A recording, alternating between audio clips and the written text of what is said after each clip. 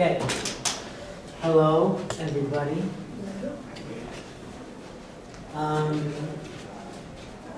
So I know a bunch of you. I'm just getting to know you. Well, my name is Andrew Love, and I work for High Noon, which used to be Pure Mind Online. We didn't know this, because I joined when it was already named, but the initials were PMO, which is the code for porn and masturbation. So, it was like the most ironic name we could have chosen. I'm glad now we're something else. And so we've been High Noon for since the summit that we held. When we were Pure Mind Online, we held a summit actually here in Las Vegas at the IPEC. Okay. And that was a turning point because we attended a summit in North Carolina called the Set Free Summit, and that's what spurred us into action. And then we are the only group actually that we talked to Josh McDowell, who's the guy that organized that summit, and we're the only group that took what he did and spread it into created a movement out of it. Everybody else kind of like going to this event. Most people are going to go home, they're going to process the information, then go back to their lives. And then a few people are just going to be touched to the point where they feel like disturbed enough that they can't rest unless they do something about it, right? So that was us. And so we started High Noon, and this is what we stand for, is to live a life that casts no shadows. Because really the essence of the freedom, it's more about, it started out like, we started out like an awareness organization, and I'll go around talking about porn to all these different places, especially around America at first. And it was nice, but it felt really incomplete. Because you're just giving all these people this information, and then they're like, okay, so that's why I'm in pain, and great.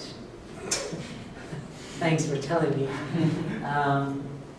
But it was just, when we were talking, it was incomplete, because that's just like you're giving, but you need to receive in order for the transaction to come around. So then it's actually more about the conversation that ensues afterwards, and the freedom that comes along, like holding the good and bad that you have done in your hand and showing it to the people in your lives that you love, and being honest about that. And that's as a starting point. Because typically in society, our starting point is putting on a brave face or putting on a mask, putting on an act, instead of being real. And the last thing, especially look in the news, it's if somebody gets accused of some sexual crime, their first response is to always deny it, categorically, regardless of the amount of information that they know other people have, the videos that they know are out there, they're like, no, I didn't do it. And then eventually they'll admit, once it's concluded that they did it. But instead, we're promoting really creating a life, a sincere life, where you have nothing to hide. And because of the freedom that comes along with that. And we as an organization, welcome, we also live like that. So we as a staff are very adamant about never preaching anything that we ourselves are not participating in. So my boss always just randomly calls me and says, how's your sex life with your wife? And it's like not a typical boss employee question, But I'll be like, yeah, it's good. And he's like, no, I'm not talking about you. How's your wife doing, right? Because it's like about caring and this kind of thing. So it's, although we deal with pornography, it's for the sake of removing this massive roadblock in the way of true intimacy, right? Because it's never sufficient to talk about problems all day, right? You can tell even after today, it kind of gets heavy after I was like, oh my God, yeah, the world is falling apart. You have to also start talking about what are your hopes and your dreams. And then is what you're doing in line with you ever achieving those hopes and dreams? Kind of like what you were talking about. Is, if you're scientific about your own life, is what you're doing taking you down a good road? If not, then start experimenting with alternatives, right? So this has really been interesting, and we've been going really deep with what does it mean to lead a life with no shadows? And how does that impact the people in your own life? Like, if you really want to help somebody, but you're struggling in the same way that they are, then you're rendering yourself useless to them. because you can't be of assistance to them because you're on the same level. If they're drowning because they don't know how to swim, and you jump in to save them and you don't know how to swim, then you have two rocks who are going to sink, right? So it's much better to learn how to swim.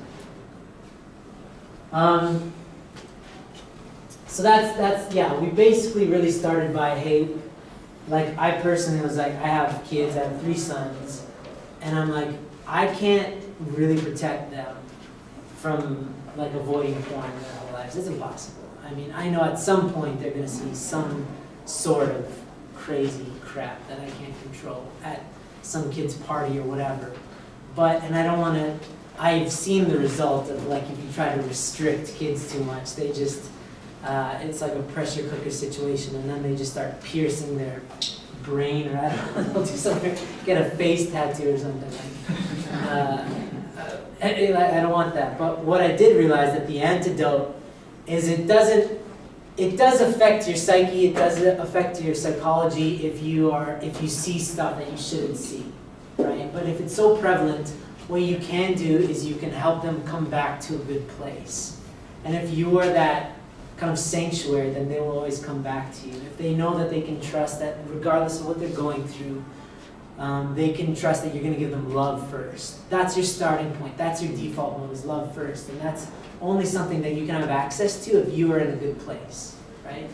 So instead of fighting porn, we've really turned into embracing the light and really focused on growing that in each people that we're dealing with. And that comes at, you got to take some time to figure out, okay, you can identify that you're not happy. You know who else can identify that they're not happy? A newborn baby. They cry, right? And adults, like in society right now, we're really good at celebrating all the things that are wrong and complaining and all that. And that's, again, children can do that. But can you identify what you want? What's a better alternative? Can you show us a better solution? So we've been really diving deeply into what does it mean to live a life where you're really proud of every aspect of your life, where you have nothing to hide. That's almost like a negative. I don't have anything to hide. You know, like if it shouldn't be a source of pride if you're like, hey, Chongmong, what'd you do today? I didn't kill anybody. It's like, okay, that's cool. But what did you do? That's like you didn't not do a negative thing. Great, but what's the positive thing that you did do? And so like not watching porn, that's okay, great. But you're still on very, unstable foundations if that's all you're doing is avoiding disaster. What are you doing with all your spare time and your energy that's productive, that's building you into somebody who's so fortified that it's like laughable to look at porn, and I'll get into that in a second. But so we're really steeped into the sexual integrity, this idea of sexual integrity. But this to me is what sexual integrity actually means. It means before your body gets into it, again, Marcus, you kind of brought it up, before your body gets into it, that your mind and your heart and your spirit are aligned with your ideals and your vision for your future, right? And one thing is, you have to have a mind of your own. You have to have a heart of your own, a spirit of your own that you're in control of in order to move towards your ideals and your vision of the future, right? And if you can't control where your mind goes, then good luck with that, right? If you can't control your heart, if your emotions are all over the place, then there's nothing to offer the people in your life because you're just up and down and up and down and up and down. And that's, again, like a pattern that we've seen is that people are filling the empty spaces of their life with the immediacy of the joys that they get from watching porn, right? Because they don't know what to do when their mind is telling them negative information, when they're depressed, when they're lonely, when whatever. But when their heart's in agony, they'd rather just avoid the pain and numb it with some escapism, some form of escapism, than just kind of go to that. Sometimes it can feel like a dark place to repair the damage that has been done in your heart. So we've all been lonely, yeah? Anybody ever felt lonely? But the net sum is if you avoid the work, you can trick, what I've realized is you can trick your brain, and your brain can trick your body. We can manipulate ourselves all day, but you can't trick the soul. the spirit needs something that there's no alternative. It has to come from the real source of that connection. It has to be real, otherwise we start to wither. Right? So in terms of neurologically, you can do all sorts of tricks. Like she asked about virtual reality. Have you guys tried virtual reality? Yeah. I tried it for like 5 minutes. It was the most benign, ridiculous game where you're in a laboratory. I don't even like laboratories in real life, but I was in a virtual laboratory with a robot. There's a 3D printing machine. And then there were like these little butterflies, and it landed on me, and I could feel it. And I was like, in my mind, I was like, that butterfly's not there, that butterfly's not there. But my body was like, no, it's there. And I feel it. I was like, ah! And then I took the headset off, and I was in San Francisco, and it was a rainy day, of course, San Francisco. And then all of a sudden, I start to feel this urge, like, I kind of want to go back. You know, I was like, oh my God, right? But if you don't have something, so you can manipulate your body to feel certain things, but eventually it's going to catch up to you if you're not giving your spirit this invisible, this intangible thing what it needs, and that is true connection. Vertically, horizontally, right? To something higher than you, because we didn't invent love. Love came from somewhere. To connect into the source of love, and then connecting that love to a real, tangible person. If you try to avoid that, you will eventually dry up. Something will erode in you, right? So part of this, part of recovering from pornography, is filling your heart with the stuff that it actually wants, what it actually needs. Your mind with it, what actually will help fuel you into action. And your spirit, I mean, there's so many different ways of talking about spirit, but it's like doing the things that you don't want to do, your body doesn't want to do, your mind's complaining, but you're doing it because you know it's ultimately good. We just call spirit that for now, right? Without getting like woo-woo and talking about flying angels and stuff like that. Just the sake of like doing something that doesn't make sense immediately for the sake of the future, right? That's adulthood. Pardon me? That's adulthood. That's adulthood. In a nutshell. Yeah. So I'm going to get back to this a lot, but what I've seen in terms of recovery, the strongest sense of recovery from anything, is having a very crystal clear vision, not just in your mind, but almost to the point where your body can feel it, a vision of the future, a vision of what you're actually striving for. If you're fuzzy, then you're just kind of floating, and then you're fair game. You're fair game to your emotions, right? Because again, you can avoid disaster for so long, but if you have this vacuum in your heart, eventually you're going to do something destructive, unless you have something productive to occupy your time and energy in your mind, right? Because your heart is actually always seeking after some sort of connection. And if you don't know how to find connection in a healthy way, you'll find it in substitutes, fake substitutes. And so, yeah, again, because we call ourselves high noon, the shadows are, you know, it's crazy because there's so many people that come up to me, even last week, you know, who are stuck in this shame cycle where they're just so ashamed of themselves. And every single one of these people assume that they're the worst person in the world because they're all getting the same whispers in their ears, and they feel like they're like they can wake up in the morning and say, I'm not going to watch porn today, and then by lunch they're watching porn. And what that does to you as an individual is you feel like if you can't control yourself, then what can you control? If you lose faith in your own abilities to function, then you kind of lose faith in everything. How can you really have faith in God? How can you have faith in other people if you can't have faith in your own ability to be with other people or to connect with other people? You just feel like a failure.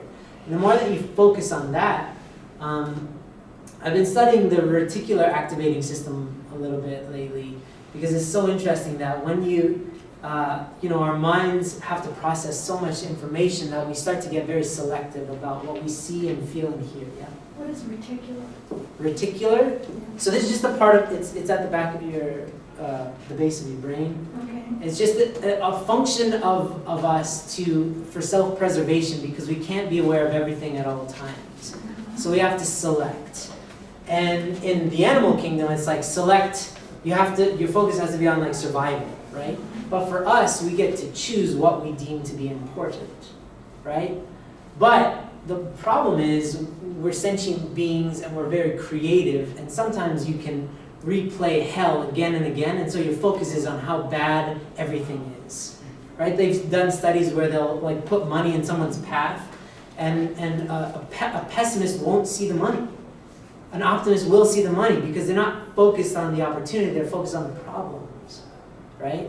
So with the darkness, when you're stuck in this shame cycle, it's so hard to get out of it because all you're seeing is your shortcomings, right? And that kind of just leads you right back to the problem that's causing you to feel this shame, and then you just go back to it. And it's really like so many people's relationship with pornography is like identical to an abusive relationship with a physical person, right? It's like it makes promises, oh, I won't hurt you this time. You go back, you have an interaction, you feel good for a second, but then afterwards you feel like you've given away a piece of yourself. You've lost yourself, a part of yourself, a part of your soul to this person, to this thing, right? So every time you do it, you become more and more in its grasp. And it knows it and you know it, right? And so these shadows become very difficult to deal with. And that's usually where people don't usually reach out to me in my organization when they're doing okay and they want to do better. It's usually like when they're on a downward spiral. It's like, ow! You know? I kind of feel like Batman, you know, with a bat phone. I just need a red cell phone. You guys probably have no idea what that is because you never saw that old show. It's only inside. Yeah, but in the original, like, ridiculous Adam West version, there was a bat phone that was red. Totally useless information. Utterly useless. So we started out as an awareness organization, and I went around America.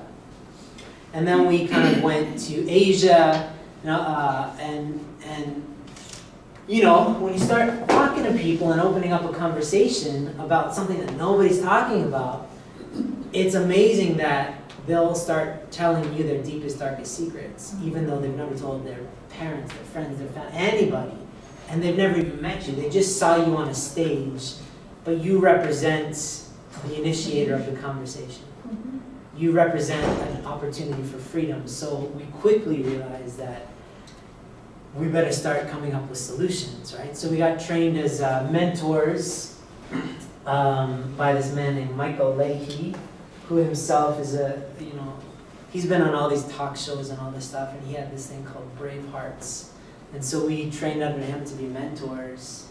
And it was good, but it was turning us into, it was not a scalable model, right? So in the beginning, it was just like we were mentors, and my groups kept on growing and growing and growing indefinitely, and all of us who were in the mentoring were just like, oh my God, there's no way that we can sustain this, because it's just me, like, we use Zoom, I don't know if you use Zoom, but it's like, say, me and 20 people, right?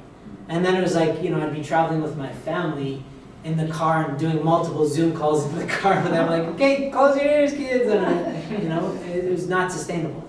So we had to come up with a model that was different, and also, I really want to say that I do have respect for psychology and all this, but most people can suffice with a coach, with more of like a life coach, with more just like, they're just lacking camaraderie or brotherhood or sisterhood. They just need support from people that to keep them accountable to certain things. And I'm going to get into that, but what we realize is that this doesn't need to be, sage on a stage and then like a bunch of followers. And that's kind of the dynamic that was being created when we were mentors. It's like, I'll tell you all the answers that you need to know, and then you come back to me, and that's sitting on a couch and then paying somebody to be like,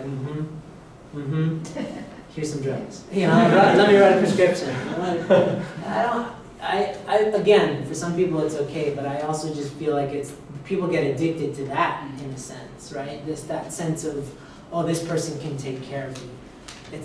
You're not raising them up to be mentors themselves. You're raising them up to be really good followers of this person, right? So the mentoring model didn't really work for us. We did try it, but it was actually very stressful for us. And also, we realized that people weren't growing enough because they were always in the subservient position, or they were always in the student position. And again, the best way to learn something is to teach it. Because then you realize that you don't actually understand the concept if you have to stand in front of people. You're just trying to reiterate the words that you heard. You sound like an idiot. I tried that. It's very embarrassing. When you hear a new concept, you're like, hey, you hear about the dopamine receptors and blah, blah, and then when they start asking questions, you're like, and you just kind of want to go into it. Right? It's embarrassing. But the more that you teach it, the more that it actually starts to seep in to function of how you think, and then you form your own opinion about it. And then it just becomes a part of how you function, how you survive, right? So this, again, didn't really work. So we created a 90-day program called the Ascend program. And it was based off of different things that we were seeing, like Fight the New Drug is like the big, cool, organization. And they had Fortify, and so I talked to Clay a little bit about that and like just did some research. And it's good, because they have tens of thousands of people asking them for help. So they had to figure out a model that like anybody could plug into, but it's not that effective, honestly, because it lacks the human aspect that is actually the most important thing. Like he said, the opposite of addiction is connection, right? So that's really what people need, is some sort of community. That's Alcoholic Anonymous. It's like people don't show up for the coffee. I heard it's pretty terrible. They don't show up for the gross smelling basement or of the church, wherever it is, right? They show up for the camaraderie, the fact that you can plug into AA anywhere in the world and find people that had a similar journey as you, right? And so the goal of this was to take people through this journey, to understand self-reflection, self-awareness, and self-mastery in that order. And so I kind of set it up for the first month to really like go back and start thinking about how did you adopt these habits, in particular with pornography. When did it start? What were the surrounding circumstances? What were the ensuing feelings that accompanied your experiences? And then kind of like reverse engineering by starting backwards and then catching up to the now. The self-awareness aspect is more just like looking at your day-to-day. Like, how is it that you could start a day and say, I'm going to be this way, and then totally take a veer to the left and go off in some totally other direction that's, in often cases, self-destructive? Like, how are you doing that? Because it's not just like, you don't just drive down the road and say, screw it, I'm going to drive off a bridge, right? But it might start with, oh, my phone's going off and I'm going to start texting, and then you drive off a bridge. Well, that's an attitude that you've developed, that this phone is more important than your life, right? You have to kind of scale backwards. And same with pornography, is like looking, how do you master a day? Let's just start with a day. How do you, or even if you can't, like a lot of people have a tough time just mastering a day. How do you master an hour? How do you master a moment? How do you master that feeling where like, I want to watch it and then you don't? Like, so you could have some small sense of victory, some small sense of control, right? So the idea is like, especially this is really interesting because there's so many cases, like this one guy, every Friday night, he'd be totally fine throughout the week. And then on Friday night, he would just binge on porn. And then the rest of the weekend, he would feel like crap. And oftentimes that would just spiral him down. And then on the weekend, he'd just be out, and that would just perpetuate this cycle of self-destruction. So more porn, feeling bad, more porn, this kind of thing. And so he's like, I can't figure out for the life of me why I do this, because I know it's going to happen. It's Friday night again, here it comes. So then he had to unravel. And basically, it was like he was in school, overly involved in school, and just feeling so much pressure that Friday night was like his big relief. And so he noticed that he would go on YouTube, start watching videos, and then he'd eventually watch anime, and then he'd want to watch sexualized anime, and then he'd watch porn. So then it was like, okay, then how do you stop this, like, one step at a time further back here, and then what do you do on Friday night that's productive? So then he started realizing his patterns. He could see it, because it wasn't me telling him, it was him putting the pieces together. He was like the Sherlock Holmes of his own habits, piecing it together, it was this, oh, look.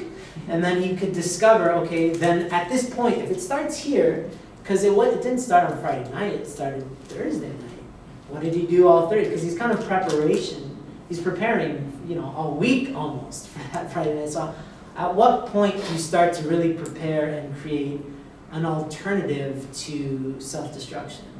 So he started hanging out with friends on Friday nights. He started being more proactive. He realized he was isolating himself as a form of like disconnecting from all the stress that the world was bringing him. So he'd create his own little cocoon in his room and just plug into the internet and try to escape the world, right?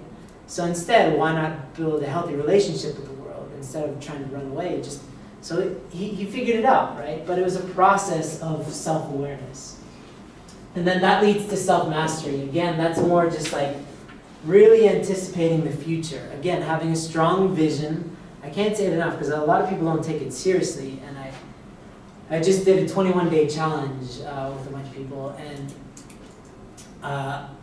at the end of it, I was like, asking them to reflect on their 21-day challenge. And most of them even forgot what their goal was for the 20. It was 21 days. I'm like, gee whiz, man. 21 days is not a long time. It's just 3 weeks. So like, okay, let's scale this back. And so we're starting a new one on Monday with a redetermination for the goal. Like, what is something you actually care about? Like, what is a skill that you can learn that can occupy some of your time?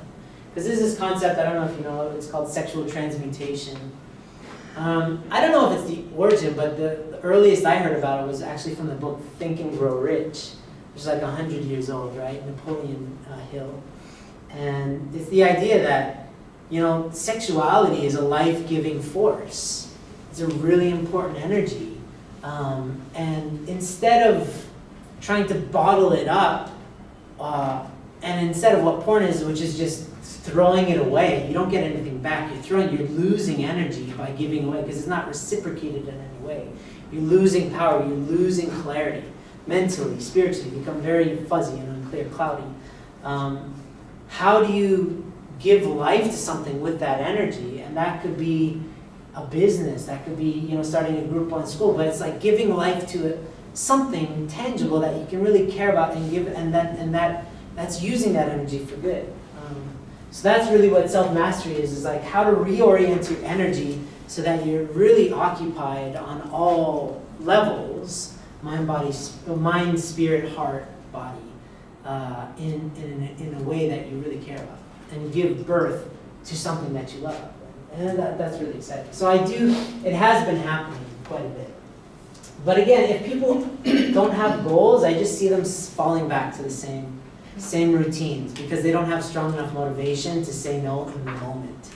Because it's like a magnetism. Sexuality is very strong. It's the most powerful force in the universe. And when you're caught in the tractor beams of sexuality, unless you have a force or somewhere else to redirect that energy or that, then you're caught in the end, you're going to be pulled into that for sure. So yeah, again, part of this too is seeing yourself objectively so that you can anticipate, because the really exciting thing is to watch somebody see themselves more clearly. And they can anticipate certain actions because they can see, oh, wait a second, like this other guy is like, he was always wondering why he always falls into this pattern of watching porn at night. He's like, wait a second, why do I bring my phone in my room at night? And so what he would do is he'd take his phone at night and put it in his kitchen and he would put it to bed. And he's like, good night, Mom. And then he'd go to his room and then he started, problem solved, Because for him it was always like a way of self-medicating, releasing a bunch of chemicals right before bed so that he could relax. But he found an alternative, meditation. You can do all sorts of other things to release similar chemicals, right? But you have to be able to step back and see yourself objectively, to see why you're reacting emotionally, and to be able to decide, do I want to recreate that, or if not, what can I replace it with? But you can't do it in the moment. You have to be able to really step back. So yeah, a lot of it is repatterning your brain, reprogramming your mind. That's neuroplasticity is all about, which I think is the next thing, But it's, I don't think they went too deeply into it, but that's part of one of the talks that I give is, just about what we're doing to our brains and how we're training ourselves to form this bond. And it does give us a chemical high. And every time you do it, you are creating a cause and effect, and that becomes stronger and stronger and more deeply ingrained the more that you do it. It becomes more hardwired. But you can, if you have a strong vision of an alternative bond, something that you want to bond to, then you can create really strong emotional connections and get feelings from things that you want to do instead of things that you don't want to do, like watching porn. So these are the main elements that we include in our program, and stuff that is really fundamentally necessary, and that is to have a group of peers that, first of all, you can learn how to be honest with, because honesty is a muscle that it needs to be worked out. It's not easy to be honest about difficult things, right? But it's also a group to learn how to listen to somebody. When somebody's sharing with you, if you don't know how to listen, that's actually a huge negative. You're disconnected from that person. So it's actually learning how to care about people, but also learning how to be accountable to that group of people too. Because if you meet once a week, and our groups typically meet once a week, and you say, I'm going to do this week, and if you don't do it, and you got to show up, and you got to say, I didn't do it. And that's okay, but that you're learning how to show up and be accountable to a group of people. We also give people daily work in the Ascend program, which is, again, so this model is like what we're doing, but these are just elements that could exist, if you want to just kind of create your own situation. But daily work is just, there's no known way of deleting specific memories from your brain. You can't unplug those things. Like, you get a neurodegenerative disorder, but you don't get to choose which memories you lose through those things, unfortunately. But you can push memories to the recesses of your mind, and you can put things, again, things like the reticular activating system, like you can put things to the front of your mind by thinking about them a lot, but also forming an emotional connection with them. So doing the daily work means if you don't want to think about obsessing about sex, then what do you want to think about? What's a healthy obsession? School is a healthy obsession. Like, you would want to be obsessed to a healthy degree, about the thing that you're studying in school, career path, guitar, whatever it is, right? But our daily work is especially since we're dealing with sexuality, reading books on healthy sexuality. You shouldn't avoid sexuality, but you should learn what real sexuality is. And there's a lot of great books about what pornography does, what, healthy things about sexuality. And that work is really replacing your emotional connection to the topic of sexuality. Next thing is mentorship, which is severely lacking, in my opinion, in society. The older brother model, having somebody who's on more stable footing. Again, if you feel like you're drowning, somebody that can just reach down and pull you up because they're in a good place. They've taken care of themselves. They've done the work, and so they can take care of you. And because I talk about this a lot, I'm a mentor to a lot of people. But again, we're only doing this out of necessity, but we're always trying to guide people back to finding mentors in their own life. Because if you learn the skill of finding mentors, that's an invaluable skill. To always identify and to have a bunch of mentors in your life for different things, it's that'll keep you on the fast track for learning and for growing. And then daily accountability is super important. So we don't have our own app. We're using Telegram now, because it's the safest app. It's like WhatsApp. It's like all these messenger things, But I have a group of there's about 20 guys that report daily how they're doing. And the purpose of that is, again, that you're deciding who you want to be every day, and then you're accountable to being that person, right? And it's not a judgment. It's not for anybody to judge, but it's for you to learn how to be like, I want to do this, and then you say, I did this or I didn't do this. If you can do that, that's a great skill, because most people don't even know what they want. They can't articulate what they actually want. They can articulate in some degree that they're in pain. A lot of times they can't describe what kind of pain they're in, but they know I'm uncomfortable right now, right? But, okay, again, stage one, I'm uncomfortable. Why are you uncomfortable? And then what do you think are some alternatives? What are some solutions? And let's start working on that. So that's what a daily accountability provides is like, it gives you clarity. If you can see yourself, especially if you're writing in text or whatever, and then you go back and you look at yourself, you can see your patterns more clearly. You can see yourself more clearly, right? Because we all have hopes and dreams, but for some reason we tend to underachieve unless we have these elements in our life, which are a group of peers. It's important too that this group is positive and they're seeking the same kind of change that you are, right? Because then you can fuel each other. Hey, I learned this, why don't you try this? Or, hey, I'm stuck here, anybody have any ideas? That's how you grow quickly. This is from the Set Free Summit, which is addiction is born in secrecy and it dies in community. Community is super important, and again, we're seeing the trend in society is towards isolation. And it's causing depression and all sorts of horrible things because humans were never meant to be isolated. We fall apart when we're isolated. So really the answer to addiction is in community. It's in finding genuine connection. And that's our responsibility as humans, is to connect. And it's like, we're lazy about it now because of technology, but we need it desperately. So we try to provide that through our program. Yeah. Talked about it. So neuroplasticity, I talked about it a bit. But again, you can, like, I'm going through this process right now of, there's this really cool concept about remembering the future. So cool that you can actually create, if your vision is clear enough, you can feel the emotions of the future that you're striving for, and then it just starts to become a reality. We do that all the time, but to the negative. We anticipate, oh, I'm gonna do something stupid, or I'm gonna say something stupid, and then inevitably you do. Or, oh, this person hates me, and you cause them to be unattracted to you because you're acting weird, because you're thinking negative thoughts, and like, of course, right? But you can actually do the inverse of that, which is to feel the future and remember the future that hasn't happened yet by choosing what it is that you want and start to relate with it on an intuitive level. That, like, how would I walk if I was in that situation? So I'm really trying, I'm doing it myself and it's working amazingly.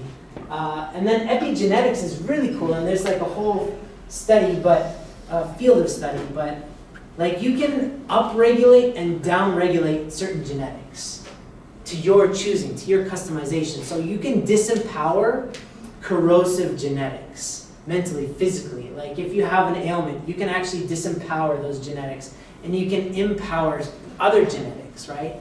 Through thinking and through neurochemically, anyway, there's a lot there.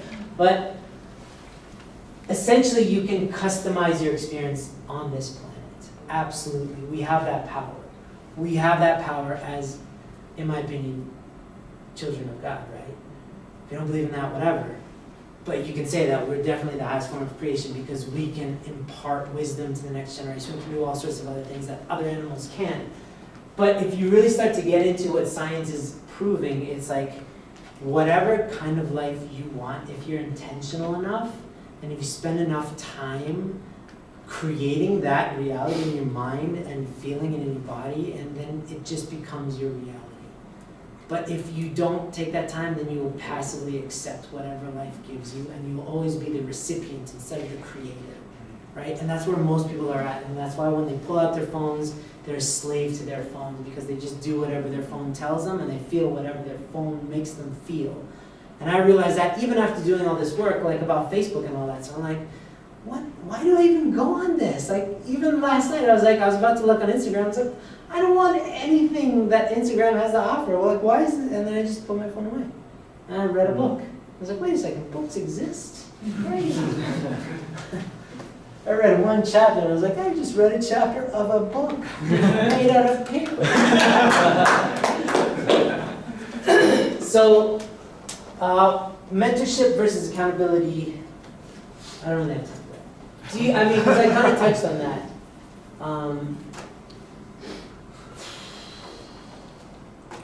They're both important. Accountability, again, we really, really need it. 5 minutes? Cool. We all need it because, first of all, the first stage of accountability is articulating your deepest desires. And that means you actually have to think about that. And if I were to kind of put you on the spot, I would say that most of us have no idea what we really, really deeply want out of life. We have no idea. We kind of a lot of our desires and ambitions come from some other place, like movies or whatever, or kind of what we're told we should want, especially through marketing, right? Like we're told what we need to consume as consumers. But deeply, deeply, what do you want? And to learn how to like entrust somebody with your secrets. And again, it should be somebody that you trust. But asking them to please remind me of the person that I want to be. That they don't judge you. Again, the role is never to judge, but to say, hey, how's that going? The other day, you said that you really wanted to work on this because of this reason, and how's that going, right? Is the greatest freedom, because they're allowing you to live up to the person that you want to be. And most of us, if you have friends that just let you be lazy, they're not your friends. They don't care about you, right? We should really lift each other up and want what's best for each other.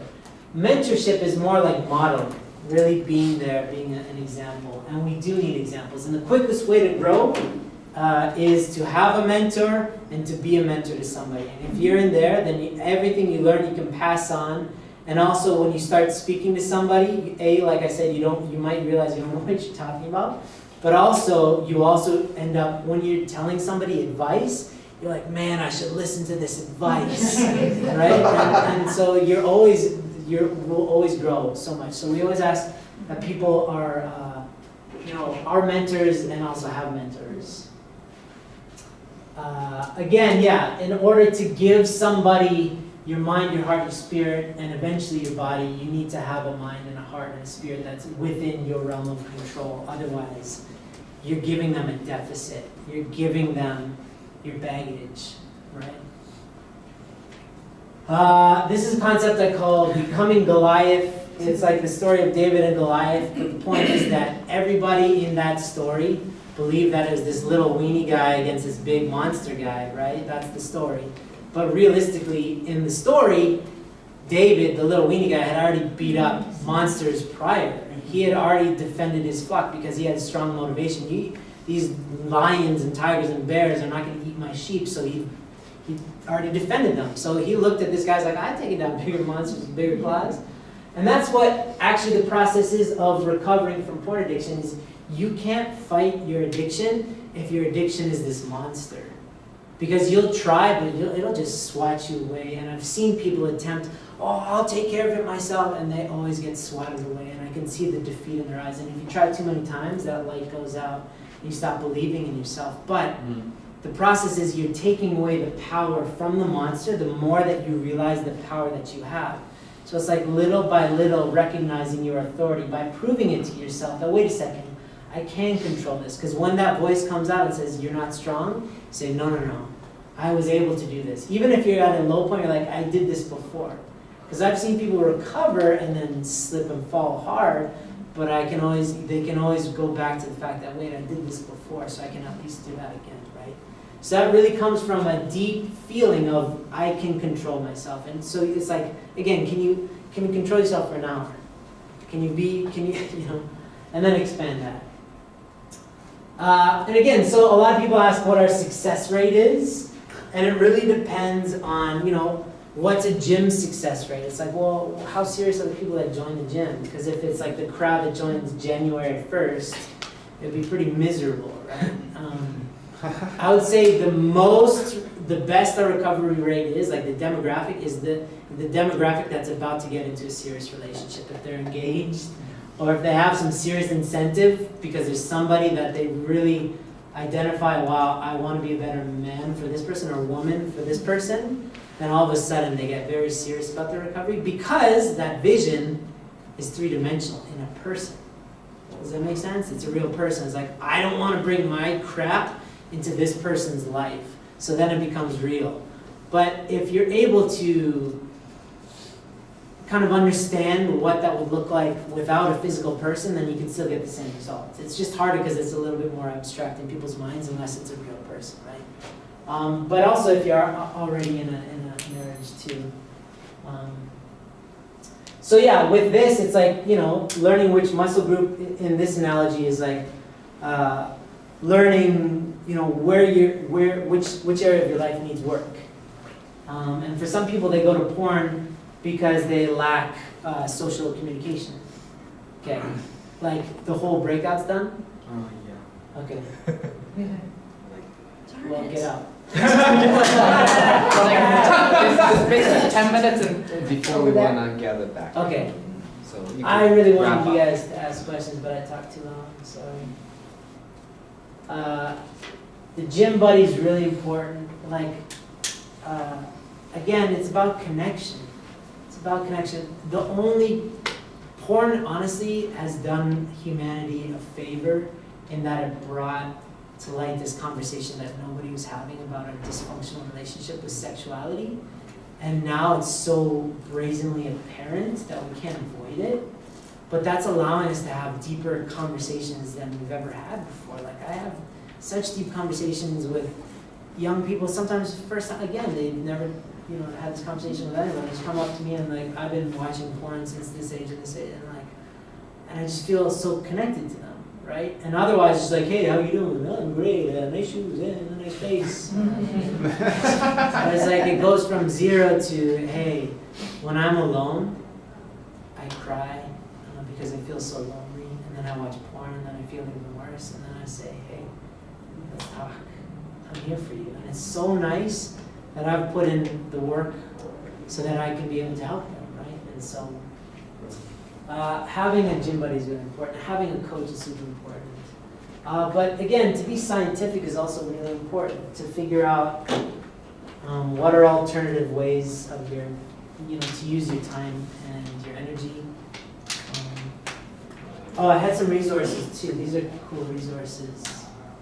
Covenant Eyes, they just, a few years ago, hired a guy that used to work for the NSA and used a lot of the technology that they used to spy on us to create this software that can identify, I think it just came out, that can identify anything that's on your screen, whether it's porn or not, and then it sends that to an accountability partner of your choice, so that they can tell that you watch porn. And it's not for the sake of judgment, it's just for the sake of starting a conversation. I talked to the owner and he was like, yeah, this is never to spy on people, it's just so that your whole life is, you're like an open book to somebody, not to everybody, but to somebody that you choose, right? So that they can be like, yo, I saw you had a hard time yesterday at 4:30, what's going on, you want to talk about it? Because that conversation is the important part, right? So I really highly recommend Covenant Eyes. It's a non-profit. The guy who started it with money that he inherited from insurance from his family dying in a car crash. And then he said, he ended up having another family. He's like, I'm not going to lose my other family to pornography. So he invested that money and more. It was like $3 million to start this. But now they're doing great. BrainBuddy app is like for anybody like me who needs things measured in order to progress. So that's why I have this, because it tracks my sleep and stuff so I can do better, because I suck at sleeping apparently. So this helps you measure how you're doing with neuroplasticity, with, there's a bunch of different metrics that you can improve upon. Fortify is from Fight the New Drug. NoFap is an entire movement of, anyway, you can just put NoFap into YouTube, but be careful, maybe. And then this is us. We're at highnoon.org, and we're super accessible. We're about to travel a lot this year, but we're also very accessible because there's only 2 full-time staff. But we have, I don't know, a lot of volunteers around the world. But anyway, I hope that made sense. And again, that was just kind of the formula. It can exist so long as you have certain elements and structures in your life, and if you know people in your life, it's really about learning how to love yourself and accept yourself and stop trying to run away from your problems and seeking comfort in, this fake stuff. Yeah. Okay. Thank you guys for coming. We're out of time. Yes, Give a big hand.